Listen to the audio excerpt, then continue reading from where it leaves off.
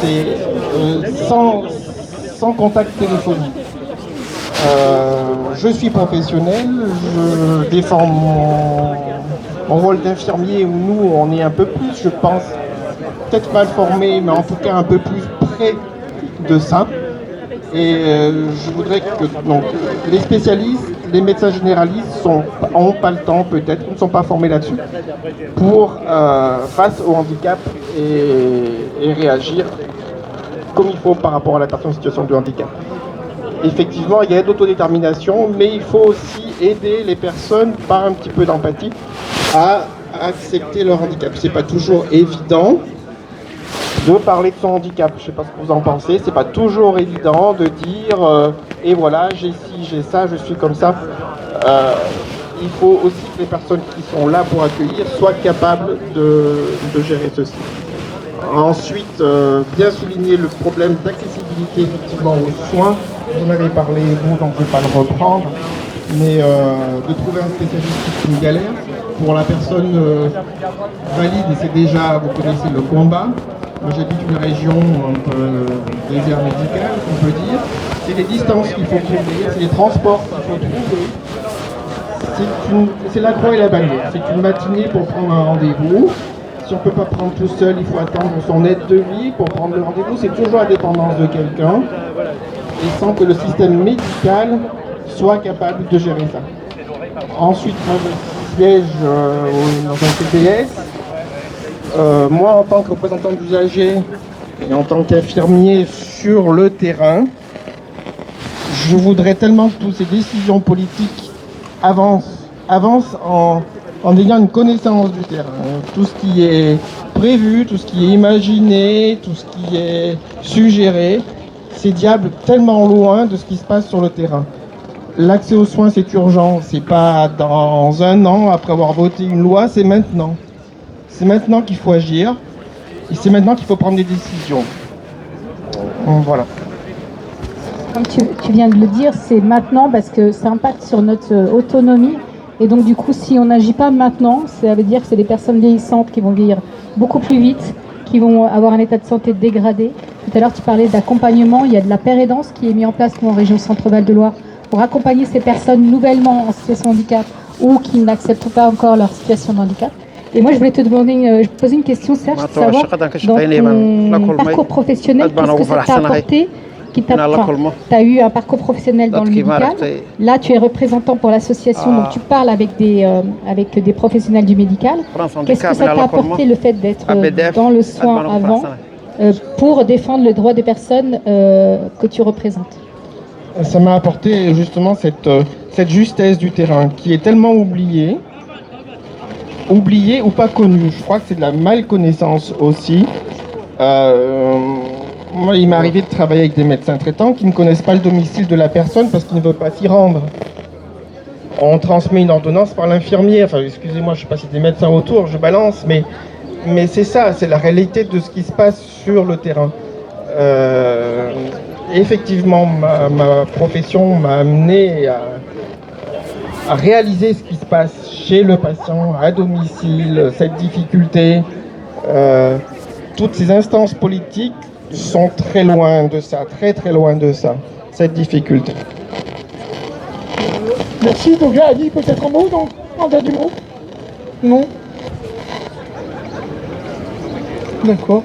Bien, donc là, comme on l'a vu, donc les conséquences peuvent être dramatiques, rupture de soins ou report de soins, renoncement, et avec à la clé un risque de dégradation de l'état de santé, voire une mise en danger. Donc on n'est pas que des objets médicaux, on est des personnes, et il faut que tout le monde l'entende. Merci. Est-ce que vous avez des questions, des remarques, des témoignages sur cette question de la santé? Merci. Oui, bonjour. Je voulais juste rajouter que pour le Loiret, dans le Loiret, nous sommes frappés par le phénomène de désert médical et c'est très criant.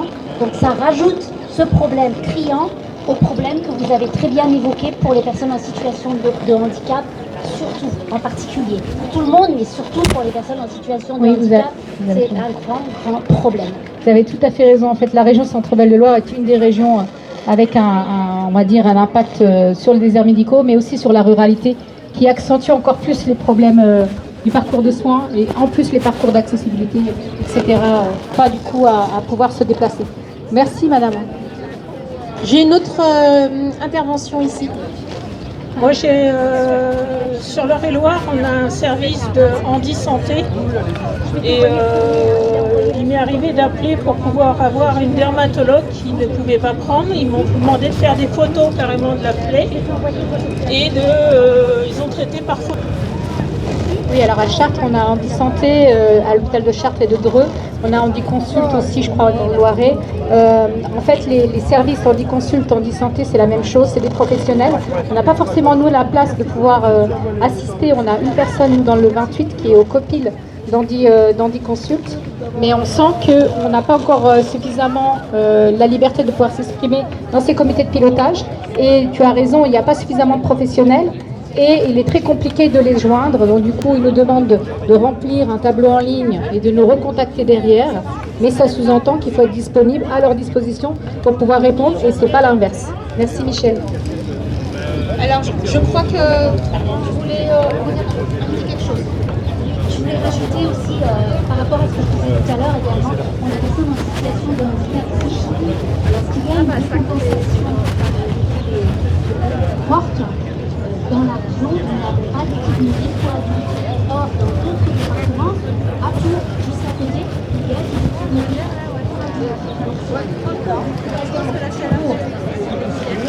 et pour les proches. C'est terrible, c'est horrible, c'est inhumain. C'est indigne de la personne. Ah bah, je vous invite à le faire remonter, je ne sais pas, en préfecture par exemple, par lettre commandée. C'est fait.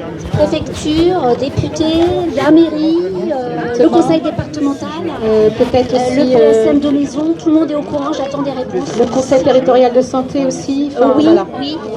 Toutes c'est ces fait. instances, on siège tous. Tout à fait. APF siège beaucoup dans ces instances, donc n'hésitez pas à nous mettre dans la boucle. Merci. Merci. On a une dernière demande d'intervention qui a pris l'enchaîne. J'étais à Orient, il me fout de métallique.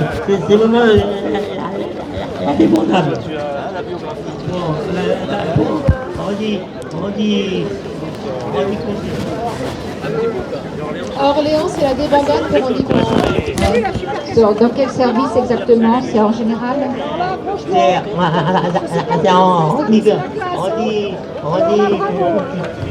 Oui. Mais il y a des services dans Handi Consult, c'est pourquoi? Oui. Pour les dentistes. Oui, tout à fait. Tout à fait. Effectivement, on voit bien qu'il y a des médecins qui ne sont pas remplacés, notamment au niveau dentaire, par exemple. Par contre, je sais qu'il existe une session à côté du SAMU pour les dentaires, justement, au niveau... Oui. Mais bon, ça reste quand même très compliqué. Et c'est vrai qu'en général, la santé, les problèmes de santé, c'est la double peine, quoi. On a déjà le handicap et en plus, on a la non-accessibilité aux soins. Voilà, donc c'est effectivement, c'est un triste constat qu'on vit tous, que ce soit dans n'importe quel champ de la santé, c'est malheureusement un triste constat. Et il faut absolument que les choses changent. C'est un coup de comme ça, et je dis, c'est Rémi Poira, je dis, moi je suis le Rémi de Pagagos, j'ai commencé la démarche.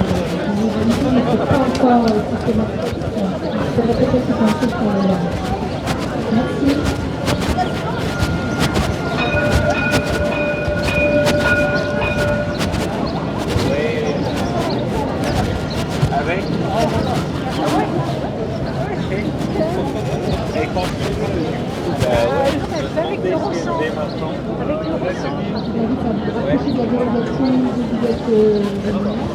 De demander justement s'ils ont la possibilité d'avoir des contrats qui parlent. Je sais qu'on peut le faire monter par Handi Droit aussi.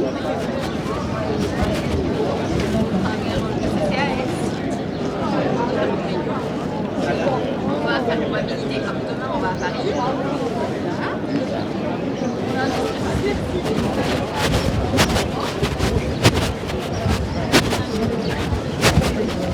Je vous invite à faire remonter Handi Droit parce que c'est des questions qui permettront aussi à l'élu national de pouvoir investiguer. Mais aussi, je pense qu'il est possible, je ne sais pas si comment,